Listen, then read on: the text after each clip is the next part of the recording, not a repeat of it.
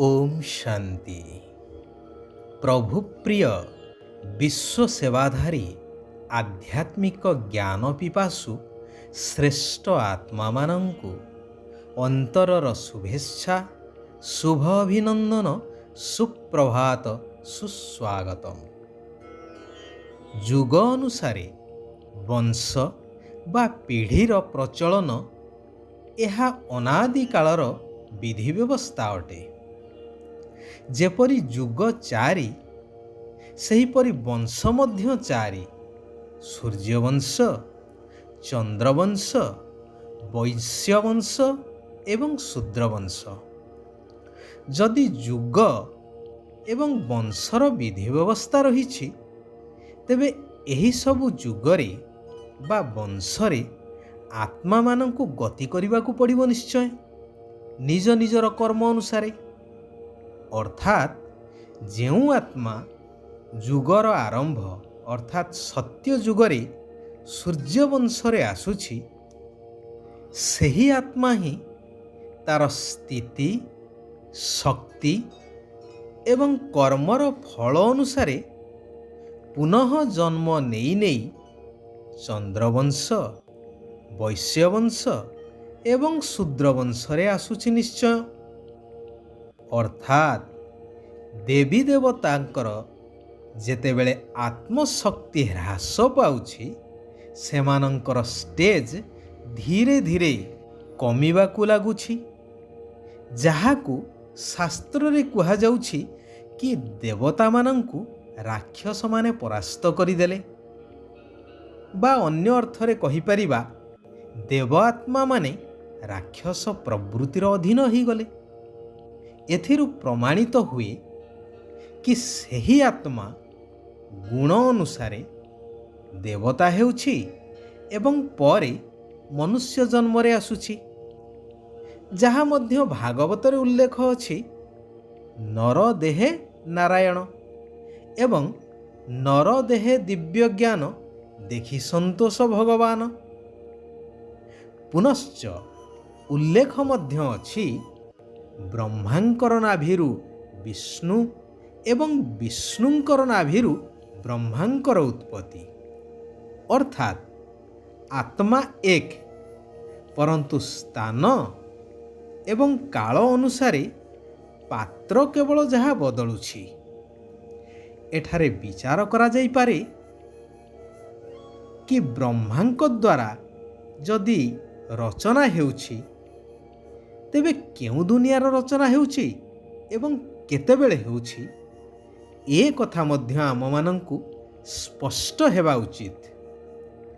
टिके चिंता करंतु, स्वयं भगवान प्रजापिता ब्रह्मांक द्वारा स्थापना करुछंती, तेबे निश्चय श्रेष्ठ दुनिया अर्थात सत्य जुगर स्थापना करिवे एवं एही कली जुगर ही सत्य जुगर स्थापना करिवे निश्चय।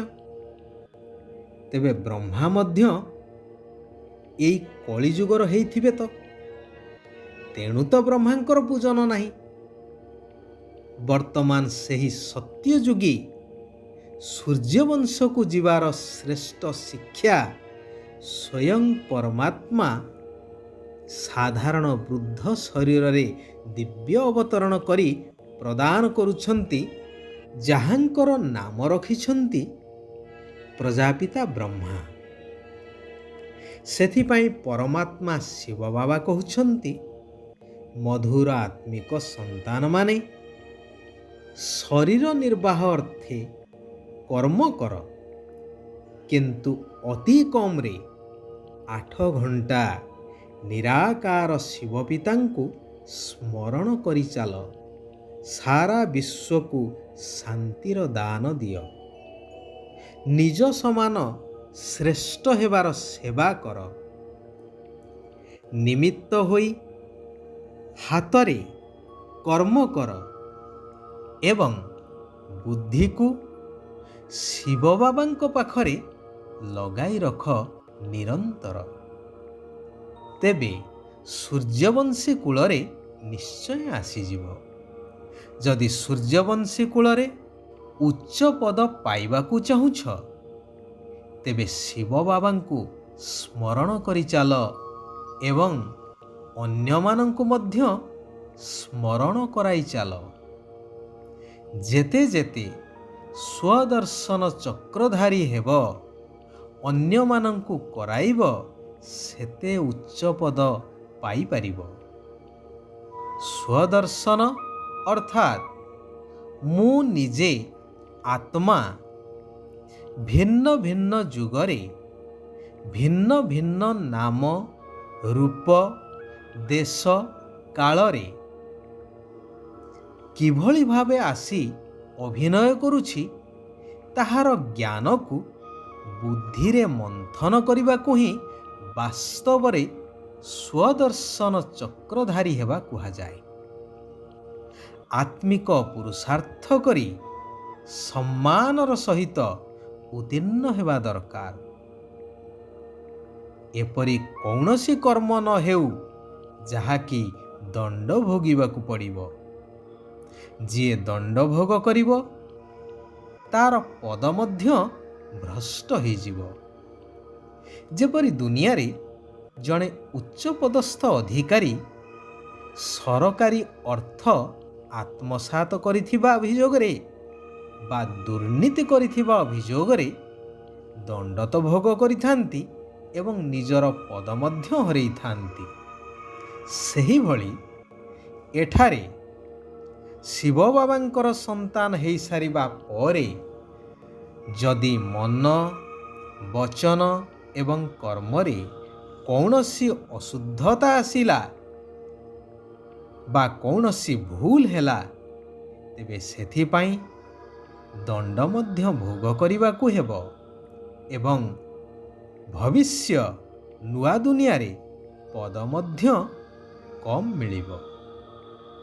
ମନୁଷ୍ୟ ଗୀତ ମାଧ୍ୟମରେ ନିବେଦନ କରୁଛନ୍ତି कि इस पाप की दुनिया से ले चलो और कहीं जहाँ सुख और चैन हो। परंतु पुनश्च ସେହି ଭୁଲ ସେହି ପାପ କରି ଚାଲିଛନ୍ତି। ଶିବ ବାବା କହୁଛନ୍ତି, ଏହି କଲ୍ୟାଣକାରୀ ପୁରୁଷୋତ୍ତମ ସଙ୍ଗମ ଯୁଗର ଶ୍ରେଷ୍ଠ ସମୟରେ ଶ୍ରେଷ୍ଠ ପିତାଙ୍କର ଶ୍ରେଷ୍ଠ ମତ ଦ୍ୱାରା ବାବାଙ୍କ ସମାନ ସର୍ବଗୁଣରେ ସମ୍ପୂର୍ଣ୍ଣ ହେବାକୁ ପଡ଼ିବ। ପରସ୍ପର ସହିତ ବହୁତ ସ୍ନେହରେ ରହିବା ଦରକାର, କାରଣ ଭବିଷ୍ୟ ନୂତନ ଦୁନିଆ ସ୍ନେହପୂର୍ଣ୍ଣ ଦୁନିଆ ହେବ। ସଂସ୍କାର ତ ସେହିଠାରେ ହିଁ ଜନ୍ମ ନେବ ନାହିଁ, ତେଣୁ ସେଠାକୁ ଯିବା ପାଇଁ ହେଲେ ଏବେଠାରୁ ସେହିଭଳି ସବୁ ସଂସ୍କାରକୁ ଧାରଣ କରିବାକୁ ହେବ। କେବେ କାହାକୁ ବି ମନ, ବଚନ, କର୍ମରେ ଦୁଃଖ ଦେବା ଅନୁଚିତ। ଚାଲିବା, ବୁଲିବା, କର୍ମ କରିବା ସମୟରେ ମଧ୍ୟ ନିରାକାର ପିତାଙ୍କୁ ମନେ ପକାଇବାର ଅଭ୍ୟାସ କରିବା ଆବଶ୍ୟକ, ଯଦ୍ୱାରା ଅନ୍ତିମ ମତି ଅନୁସାରେ ଗତିପ୍ରାପ୍ତ ହୋଇପାରିବ। ଅର୍ଥାତ୍ ଅନ୍ତମତି ସ୍ୱଗତିକୁ ପ୍ରାପ୍ତ ହୋଇପାରିବ।